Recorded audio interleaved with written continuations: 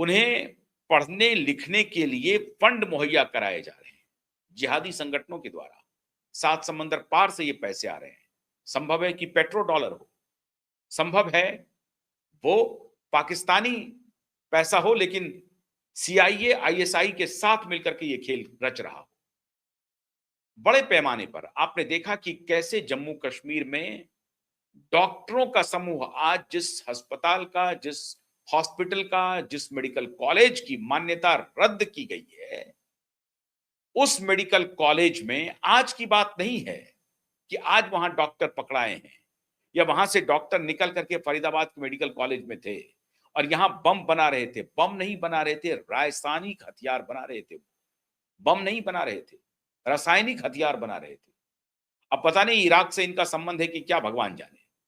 लेकिन ये डॉक्टर्स पढ़े लिखे रासायनिक शोध कर रहे थे और वो इस प्रकार का हथियार बना रहे थे जो काफी फेटल हो, वो बॉम्ब से भी खतरनाक हो।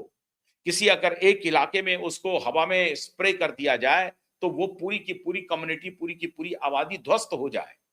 इस तरह की प्लानिंग हो रही थी फरीदाबाद मेडिकल कॉलेज में, जिसके तार उसी मेडिकल कॉलेज से जुड़े हुए थे जो जम्मू कश्मीर में थे। अभी बड़ा हाई तौबा मच रहा है।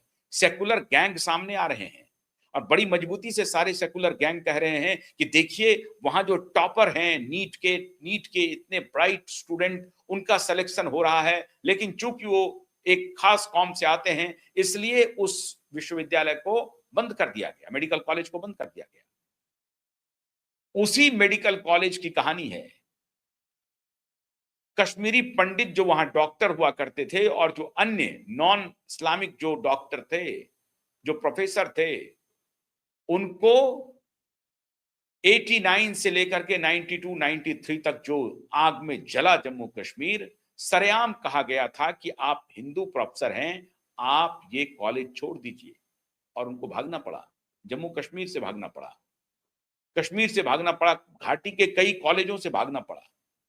सिर्फ उसका गुनाह सिर्फ यही था कि वो हिंदू थे, उनको छोड़ करके भागना पड़ा।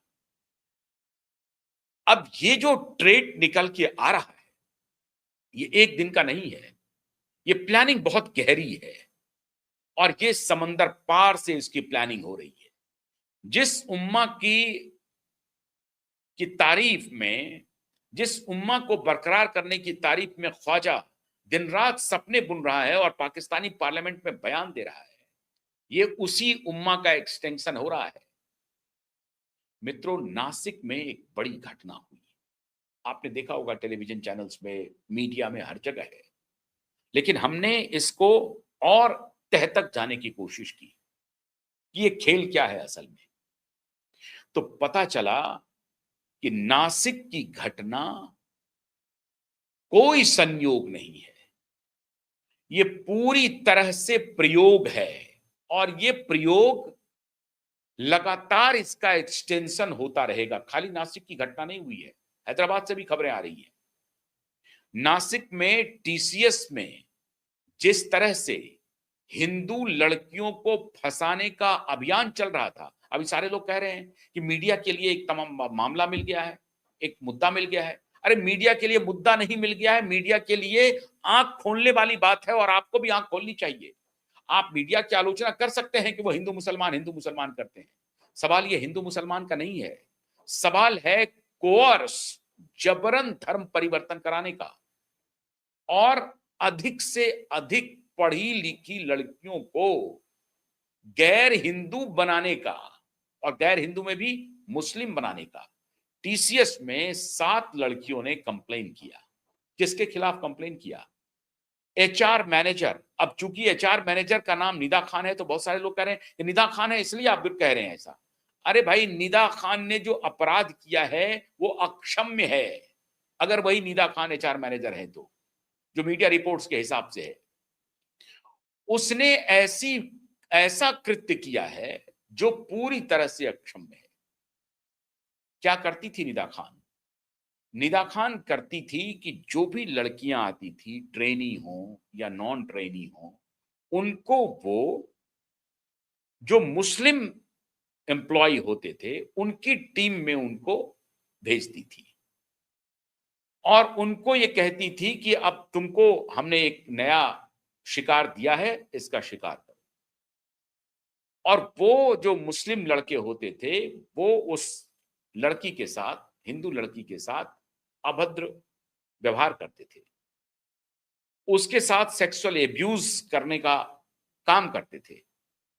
कई बार अब तो फुटेज आ रहे हैं कि जो लॉबी है दफ्तर की, उस लॉबी में इस तरह की घटना हुई है। लिपस्टिक हटाने की बात करते थे, बोलते थे लिपस्टिक क्यों लगा के आते हो, लिपस्टिक इस्लाम में हराम है, लिपस्टिक हटाओ। और धीरे धीरे धीरे धीरे उन लड़कियों का ब्रेन वॉश करते थे, फंसाते थे और उसे धर्म परिवर्तन के लिए मजबूर करते थे। और इसमें 7 लोग गिरफ्तार हुए हैं, कुछ लड़कियां अभी भी फरार हैं। अब आप कल्पना कीजिए कि एक कॉर्पोरेट, एक आईटी सेक्टर की कंपनी, उसमें एचआर की मैनेजर, वो ये पूरा षड्यंत्र रच रही है कि जो भी हिंदू लड़की आ रही है उसको मुस्लिम लड़के के अधीनस्थ रखा जा रहा है और उसे इसके लिए प्रेरित किया जा रहा है कि तुम धर्म परिवर्तन करा लो। अब ये तार कहां से जुड़ रहे हैं? जम्मू कश्मीर के उस मेडिकल कॉलेज से, फरीदाबाद के मेडिकल कॉलेज से, हैदराबाद के कई आईटी ऑफिसेस में ऐसे ही कृत्य लगातार जारी हैं, लगातार। ये स्टैंड अलोन घटना नहीं है। और इनकी प्लानिंग है कि आने वाले दिनों में सभी कॉरपोरेट, सभी आईटी सेक्टर्स में प्लानिंग के तहत मुस्लिम लड़के हिंदू लड़कियों को फंसाने का काम करेंगे। अब मैं यहां पर अपने मुस्लिम भाई बहनों का विरोध नहीं कर रहा हूं, यह आप पक्का मान के चलिए, मेरा कोई विरोध नहीं है। उन उन लोगों से विरोध है, उन आइडियोलॉजी से विरोध है, उन विचार से विरोध है जो जबरदस्ती, जबरन धर्म परिवर्तन करने का नाटक रच रहे हैं। और एक बात तो आपको स्पष्ट मानना पड़ेगा, कट्टर इस्लामिस्ट और इस्लामिस्ट को अब खुद तो तय करना पड़ेगा कि वो कट्टर इस्लामिस्ट के साथ खड़े हैं, उनकी आलोचना कर रहे हैं, उनकी मजम्मत कर रहे हैं, या वो देश के साथ खड़े हैं। ये उनको तय कर लेना पड़ेगा।